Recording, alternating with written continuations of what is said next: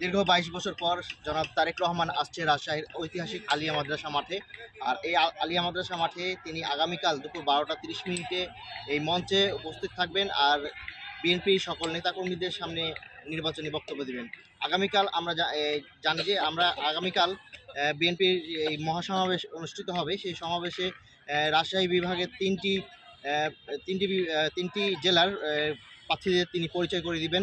নাটোরের 4টি এবং চাঁপাইনবাবগঞ্জের 3টি এবং এই রাজশাহী অঞ্চলের 6টি আসনের নির্বাচী এমপি প্রার্থীদের তিনি তিনি সবার সামনে সকলকে পরিচিত করে দিবেন। জনাব তারেক রহমানকে ঘিরে এই রাজশাহীর ঐতিহাসিক মাদ্রাসা মাঠে হাজারো লাখো নেতাকর্মীর আনাগোনা হবে। সেখানে বিএনপির সকল পর্যায়ে নেতাকর্মীরা উপস্থিত থাকবেন বলে ধারণা করা যাচ্ছে। বিএনপির এই মহাসমাবেশকে ঘিরে রাজশাহীতে যেমন আনন্দ ও উদযাপনা চলছে, তেমনই বাইরের জেলাগুলোতে সেই রকম বিরাজমান করছে।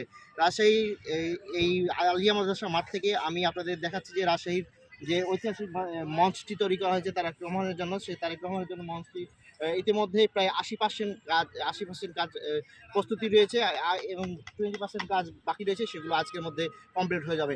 আগামীকাল তিনি বিমানযোগে ঢাকা থেকে রাজশাহী উদ্দেশ্যে আসবেন এবং এখানে সমাবেশ শেষ করে তিনি নওগাঁর পথে যাবেন। নওগাঁ থেকে আবারও তিনি বগুড়ায় যাবেন।